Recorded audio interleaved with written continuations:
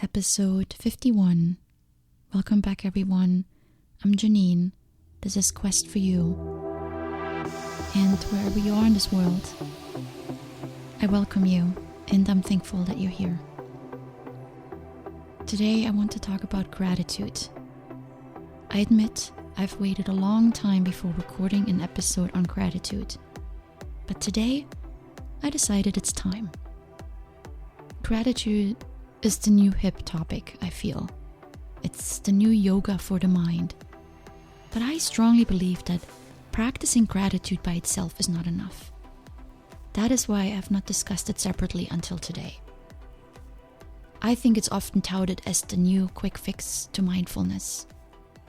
The fast road. Just practice gratitude and your life will improve.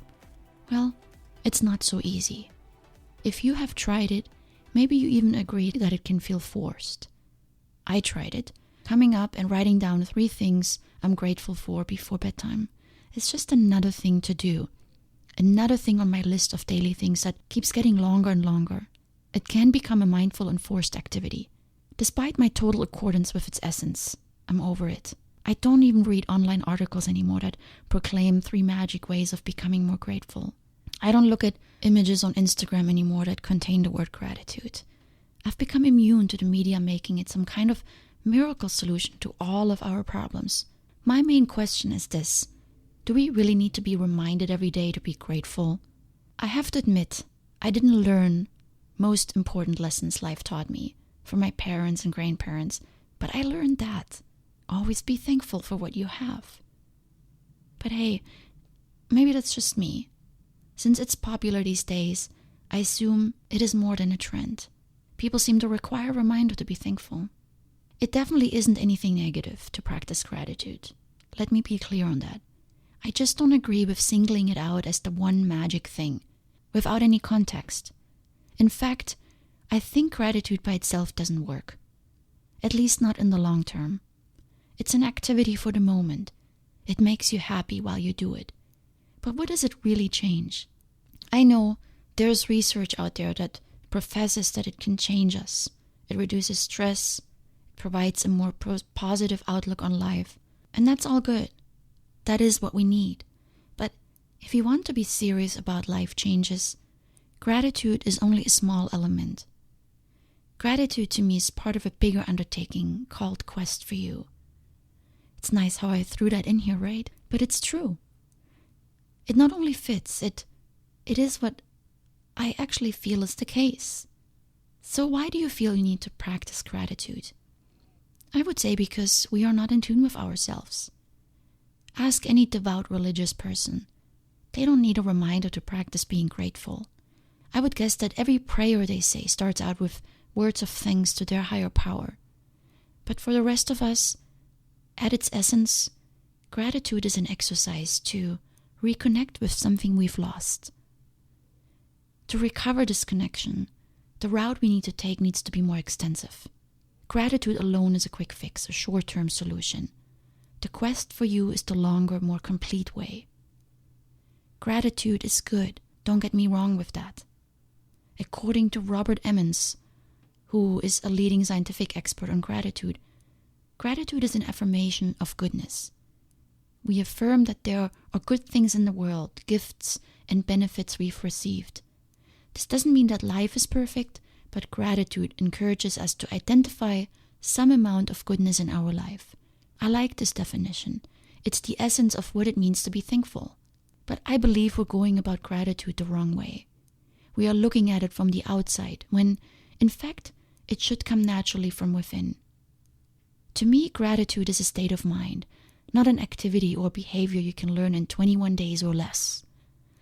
It's something we do for a while, but then it gets forgotten again. When in fact, it should be something that comes from within, something that is always present, a feeling, a state of mind, a disposition. When you undertake the journey of finding your true essence, you will discover gratitude. So let's take a look at gratitude, first from the outside and then from the inside. Number 1, gratitude brings you to the present moment. Sounds familiar? I talk a lot about the importance of living in the presence. So you can say that yes, gratitude is the same, but it does so only temporarily.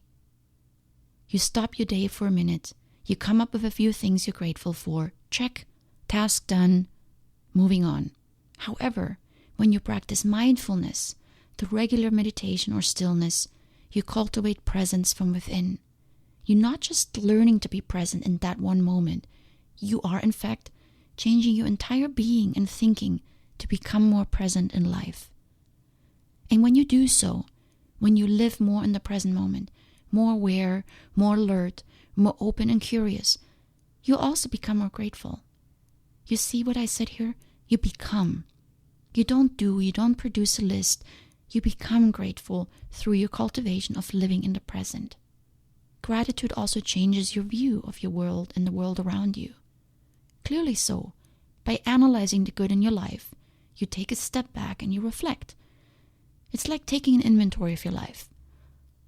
Look what I have and how much I actually appreciate it. You realize how much you really need your phone and your car and your clothes, and for a moment you're thankful. But again, it's a temporary thing. Remembered this moment, forgotten the next. When, on the other hand, you start on the inside, when you take charge of the direction and the quality of your life as a whole, you're changing the relationship with yourself as a person. You're bringing awareness back to yourself. Shining a light on your mind and how it influences your perceptions and your actions. That is a journey from the inside. And that is how you discover negative emotions, a lack of satisfaction, inner happiness, your withdrawal from life. And when you start working on those aspects, gratitude becomes a byproduct. I consistently end my meditation with a smile. And it's not a forced smile. I just find myself smiling because an inner happiness and balance has taken hold of me. And with that perceptive attention, I approach my day and ultimately my life. You see the difference here? Between a temporary reflection of the good in your life and the actual living of the good in your life. And there's more. Being just grateful for what you have is good. But when you do the inner work, you may come to the realization that you don't even need everything you have. You may become more generous, kinder. You may begin to live more conscious, with fewer things in your life.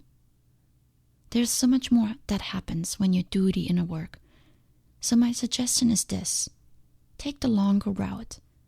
Take the journey back to yourself. Because gratitude resides within all of us. By becoming aware, by accepting the present moment as is, gratitude is allowed to open up within you. Despite all this, I will say, gratitude can be a way to start your journey. If you cannot find another way to your inner world, if, let's say, meditation hasn't worked for you, if you cannot seem to become still, if some of the other topics I talk about don't resonate, if you're just lost and confused, then maybe gratitude is a way to start. And start with this momentary gratitude and then seek to move on from there. But if it becomes forced and artificial, then seek something else. Your goal should be to find meaning and harmony in everything you do. So start somewhere as long as you start. I always say that. You know me. So if gratitude is lacking from your life, then maybe use it as a way to discover yourself. And this quote by Lao Tzu is something that I like to tell myself. Be content with what you have. Rejoice in the way things are.